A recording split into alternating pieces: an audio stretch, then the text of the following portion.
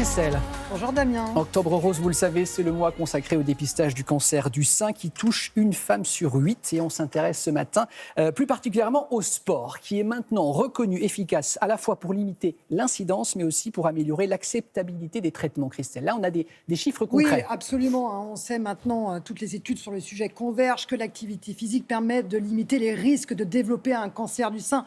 Nous sommes dans la prévention primaire, mais les scientifiques vont beaucoup plus loin aujourd'hui, parce que l'on sait que l'on peut aussi limiter le risque de récidive. Et ça, c'est vraiment très important.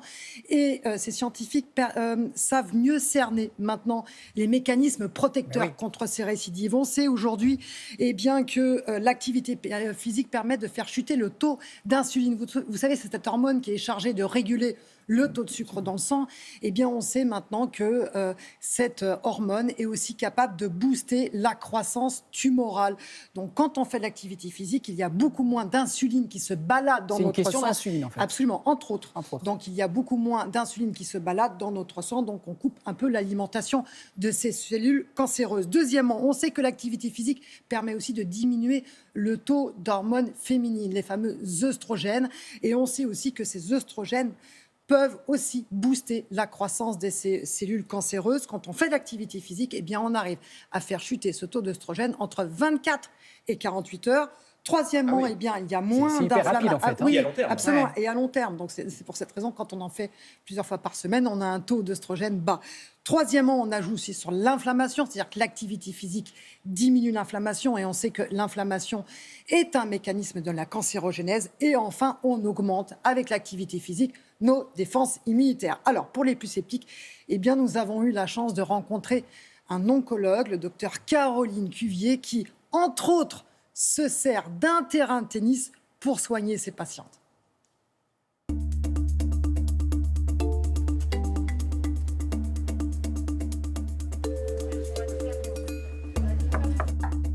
Bonjour docteur Cuvier, merci de nous recevoir.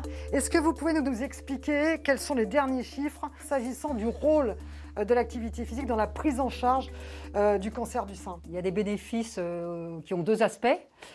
Pendant les traitements et la prise en charge elle-même du cancer du sein, on a montré une amélioration de la qualité de vie des patientes qui passe par la régression de tous les symptômes liés à l'anxiété, au mal-être général, et une amélioration de la tolérance au traitement, en particulier de la chimiothérapie, mais aussi de l'hormonothérapie. Et le deuxième aspect, c'est la diminution des récidives. Les risques de récidive. Alors justement, quels sont les chiffres s'agissant du cancer du sein? On a des chiffres qui montrent qu'on diminue le risque de récidive de 30% environ. Quand on a une activité physique régulière? Alors il faut une activité physique régulière, 150 minutes par semaine, ça suffit pour diminuer les récidives et donc derrière les décès. Et en fait, l'ampleur de ce bénéfice, on peut le comparer à celui d'un nouveau médicament quand il est mis sur le marché. Sans les effets secondaires? Sans les effets secondaires. Et alors justement, puisqu'on parle d'activité physique, à Saint-Louis, il y a un terrain de tennis. Et d'ailleurs, il y a vos patientes qui vous attendent sur le cours de tennis cet après-midi. Alors on y va si vous voulez. On y va. C'est parti.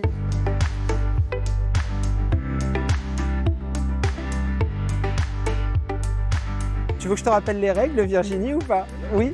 Alors, la balle doit atterrir dans le rouge, pas dans le vert.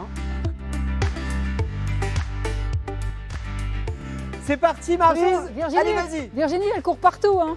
Allez, allez, allez. Oui, elle est bonne. 1-0 pour vous. Bravo. Ouais. Oui. Ouais.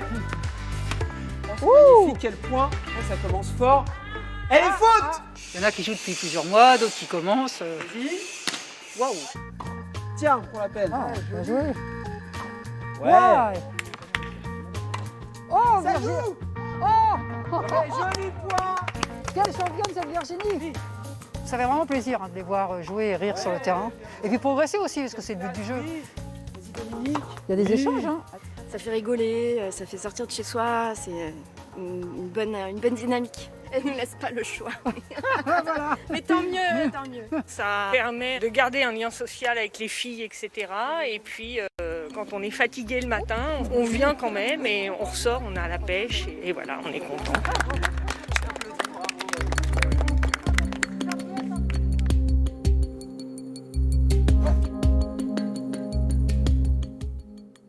En en conclusion, Christelle, quel type de sport, quelle fréquence pour que ce soit efficace? Alors, tous les sports, mais aussi les sports d'endurance qui sont intéressants. Et surtout, il faut respecter l'intensité, la régularité et la durée. C'est-à-dire, intensité, il faut avoir chaud, il faut être essoufflé. Régularité, il faut y aller au moins 3 fois par semaine. Et la durée, minimum 6 mois pour vraiment qu'on puisse agir sur ces œstrogènes, sur cette inflammation.